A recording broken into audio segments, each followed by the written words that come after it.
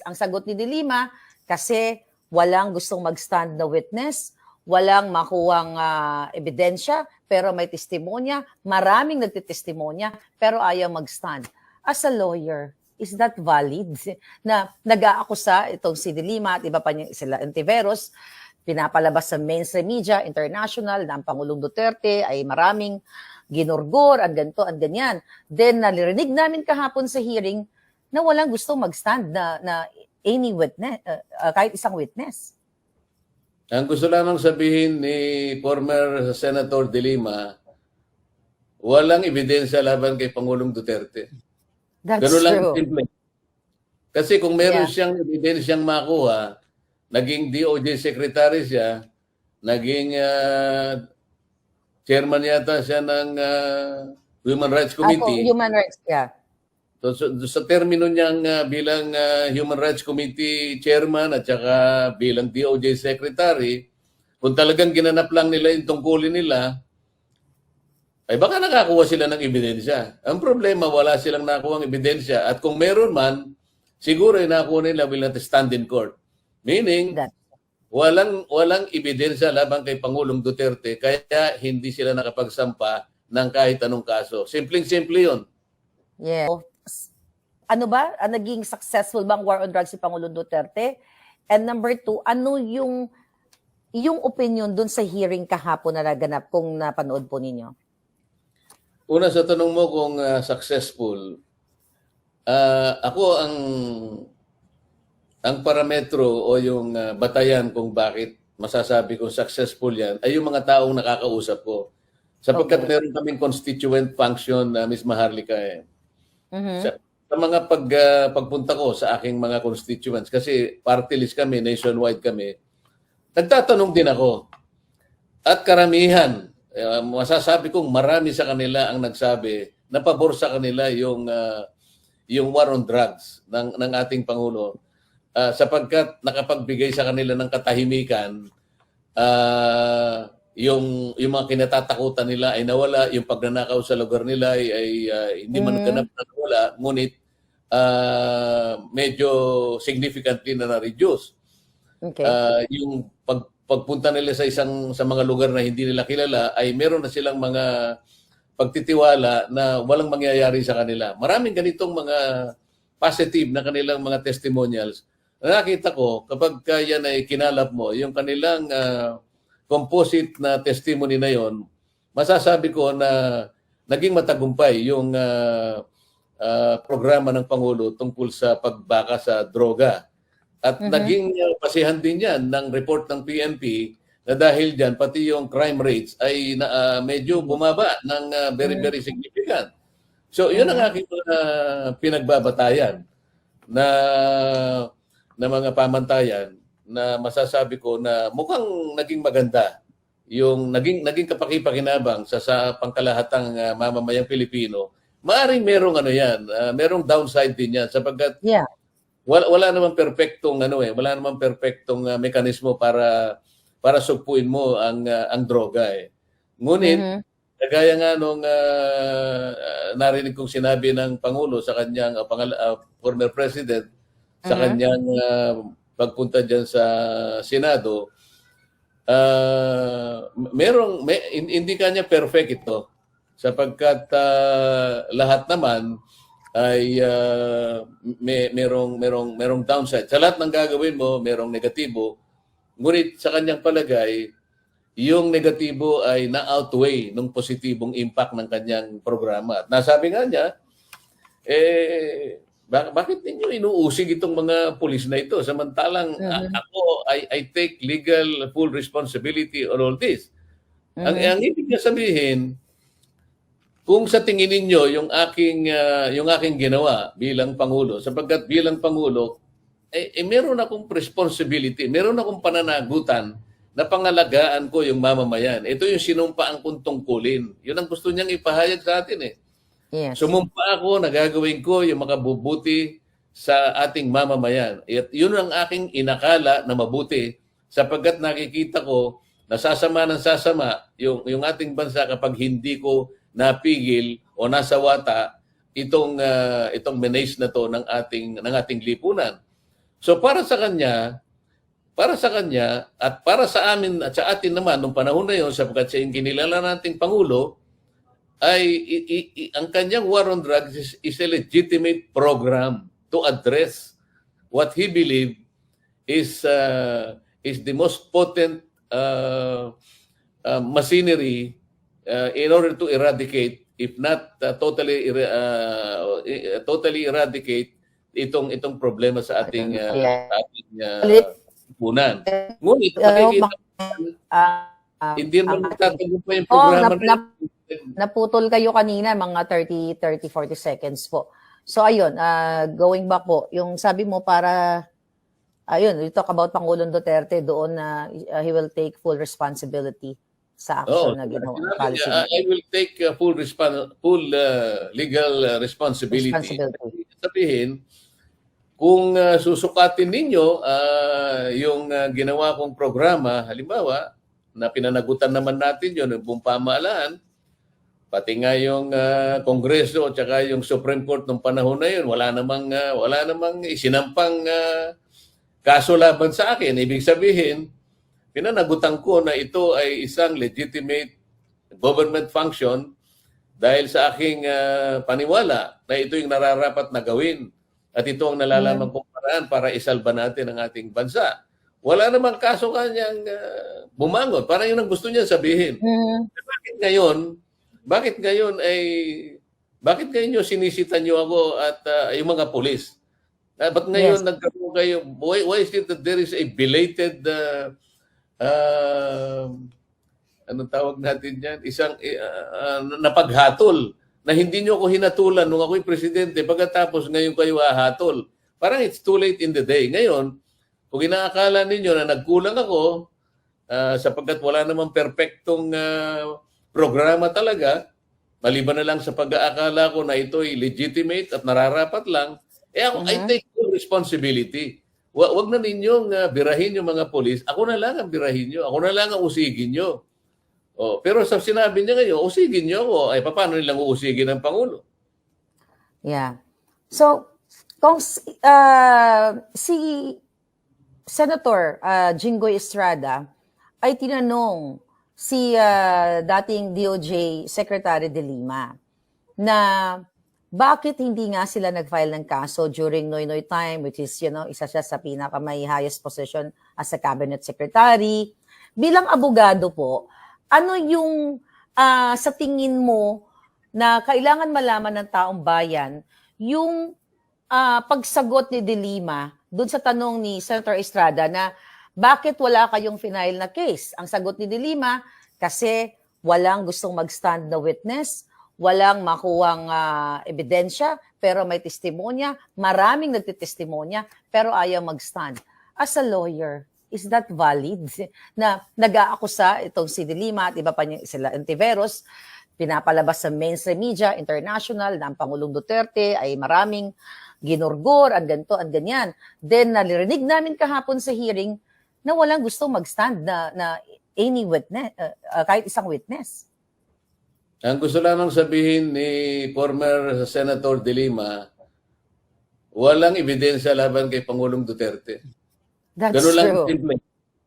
Kasi kung meron siyang ebidensyang makuha, naging DOJ Secretary siya, naging chairman yata siya ng Human Rights Committee. Human Rights, yeah.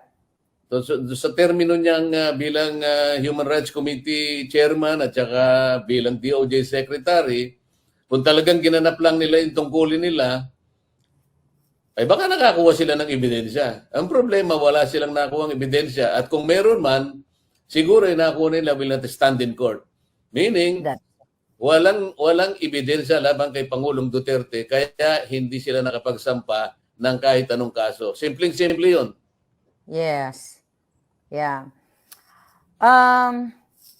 Ayan, may mga ilang minuto pa tayo natitira, no?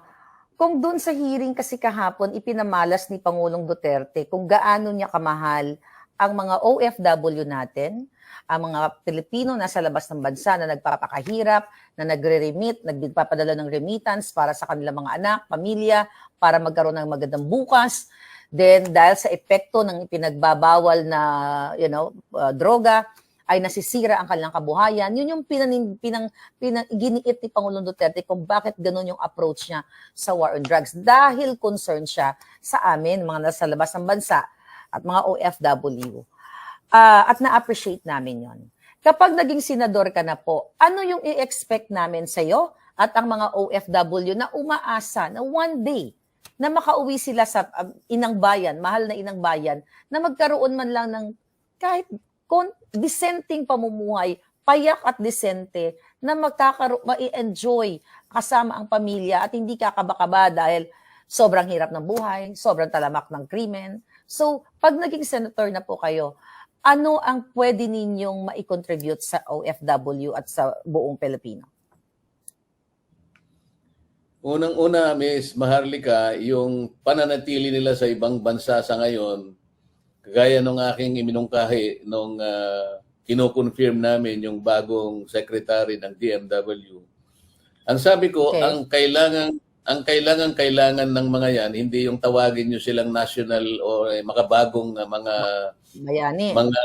bayani o kaya mga counterparts in national development, mga gandang mga pananalita. Hindi yun ang kailangan nila. Ang kailangan nila kako yung protection at saka protection. Sapagkat pag nasa ibang bansa na sila, wala na silang makakapitan talaga eh. Ngayon, kapag hindi kayo nagdagdag o naglagay ng mga abogado na tutulong sa kanila, kagaya ng nung tinanong ko sila, ilan ang mga abogado kakong tumutulong sa mga OFWs natin? Ang sinabi nila, 2 law offices lang. Sabi ko, hindi naman po pwede yan. Sa Kingdom of Saudi Arabia lang, 100,000 na ang mga may problema sa hurub na hurub pa lang. Hindi ka po pwede yan. Kinakailangan mag-hire kayo ng mga abogado talaga na siguro sa local na lang na nakakaintindi ng mga batas nila at yung sistema ng kanilang legal environment dyan. Hindi po pwede na dito manggagaling sapagkat ang manggagaling dito nag-i-interpret lang ng Islamic laws pero hindi sila kako practitioners. So higit na makatutulong ka kapag ikaw mismo ay dinagdagan mo. Meron naman kayong budget na 2.8 billion eh. Anong gagawin mo diyan? Ang ginagawa mo rito ay pagka merong naharas o anong tawag din sa pagka merong napagsamantalahan o kung ano man ang nangyari na kababayan nating OFW, ang unang default nila, pinauuwi nila eh. Hindi ka ako maganda yon. Sapagkat hindi mo pwede i-prosecute, maaaring walang kasalanan yung ating OFW eh. Kinakailangan, ilaban mo muna yon. Kung wala tayong abogado na gagamitin dyan, ang talagang gagawin, pauwiin mo na lang. Kaya tuwan-tuwa ka ako kung sino-sino man yung mga employers na yan kasi nai-incentivize sila na gawan ng masama yung ating mga kababayan kasi pauwiin mo lang eh, walang magpo-prosecute eh, walang tetestigo laban sa kanila. Yun ang una, kailangan yung protection na habang nandyan sila, mapangalagaan ng ating mga kababayang OFW. Yung pag-uwi nila dito, dapat meron naman silang maihintay dito na parang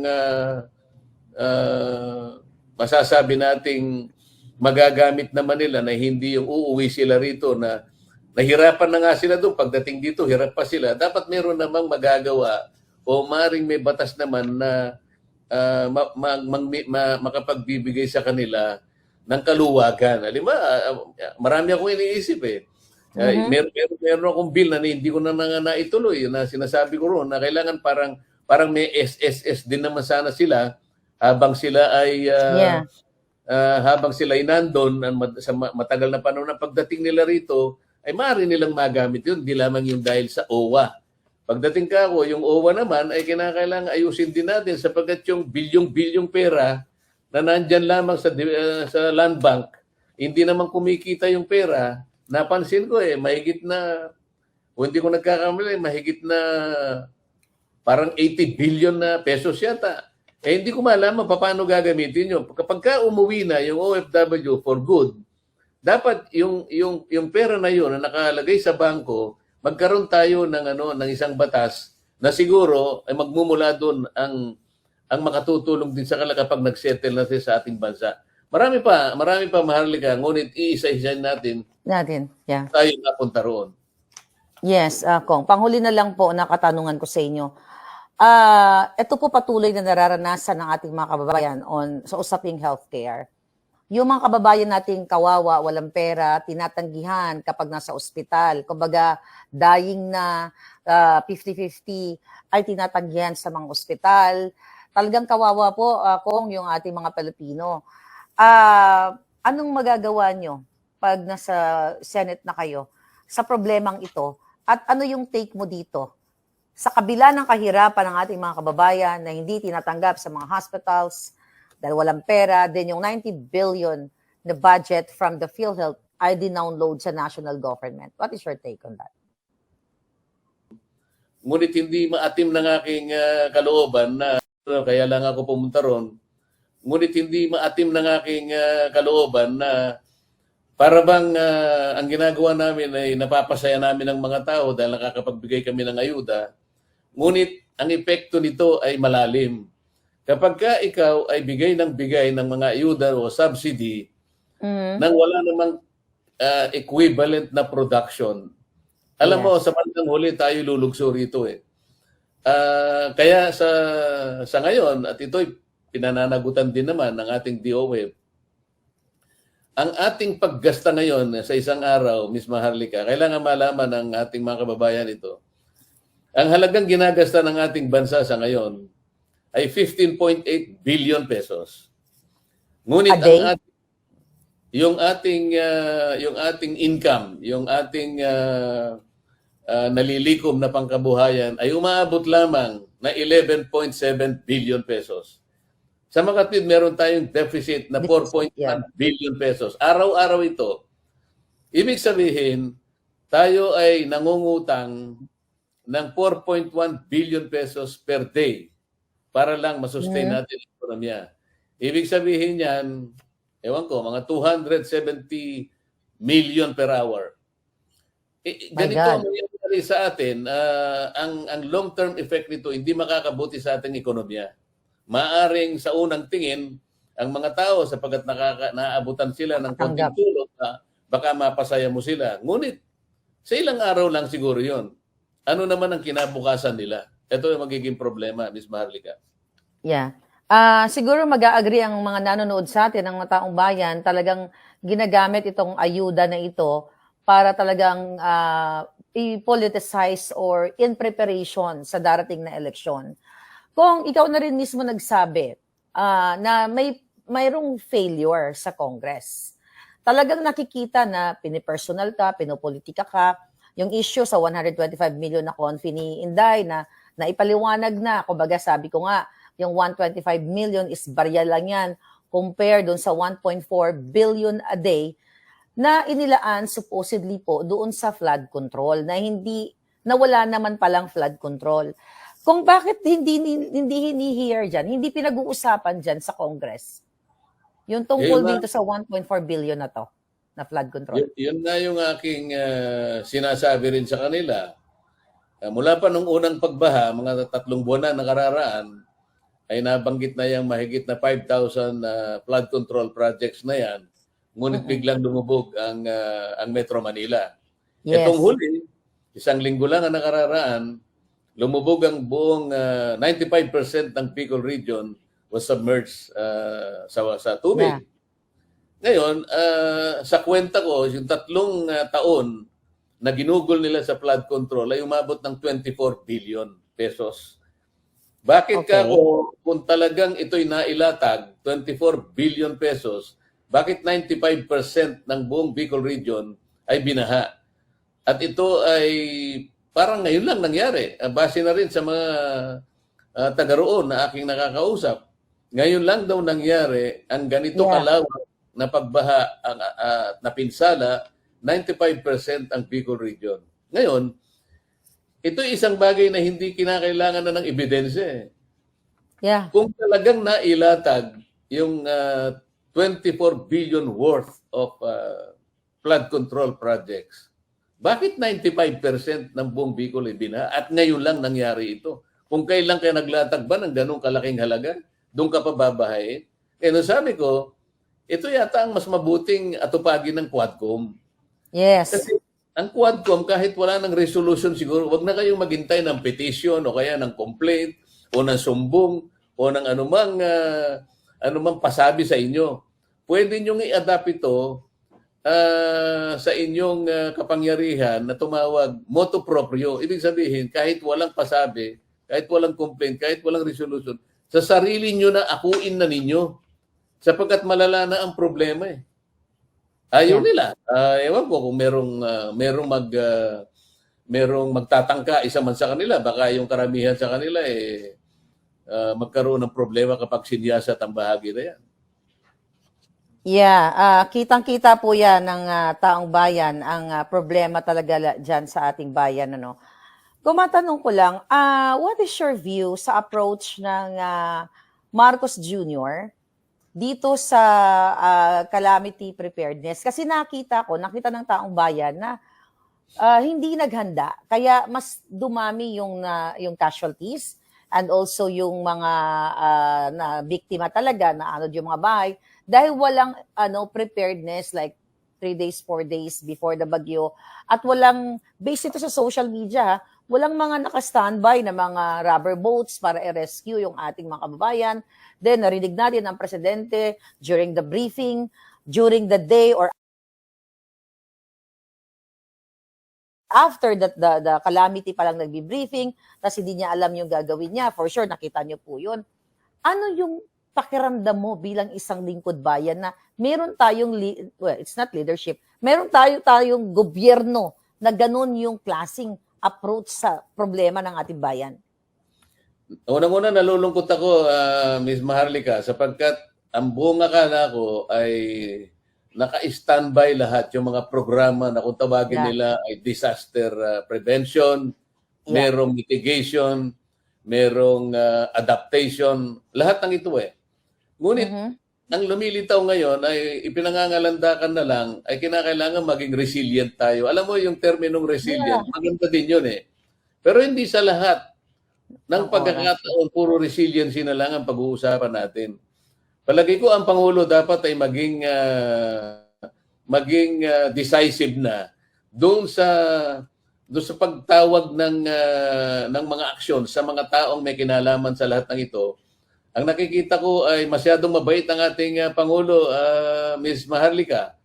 Yung kabaitan na yun ay hindi nakatutulong sa kanya sapagkat ang mga tao ay naghahangad, naghihintay ng kagyat na lunas sa mga problemang kanilang kinasasangkutan, katulad ng pagbaha. Kung nandun yung mga tinatawag na mitigation, kung hindi man prevention o kaya adaptation, bakit parang nabulaga na naman?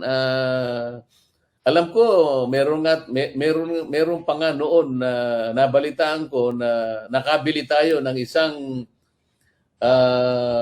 hindi ko alam ang pangalan nito parang instrument ng DICT na kung saan ay nakikita nila may mga drones na like satellite na ginamit dito, parang 1 billion, parang satellite ito na nakikita nila yung lawak ng pinsala na magaganap. Kaya po pwede silang pwede silang magpundar kaagad, magpreposition ng mga bagay-bagay na kakailanganin o kaya maihanda yung mga communities na maaring tamaan ng mga pinsalang ito. Parang hindi ko nakita lahat itong mga ito Pati yung pagbibigay ng provision ngayon, kanya-kanya na kami. Katulad sa panig ko, sa aking maliit na magagawa, napadala na rin kami ng kahit ano. So, walang straight o kaya yung comprehensive na pagtulong ang aking nakikita. Dito ako nalulungkot at nawawalan parang nawawalan ako ng pag-asa.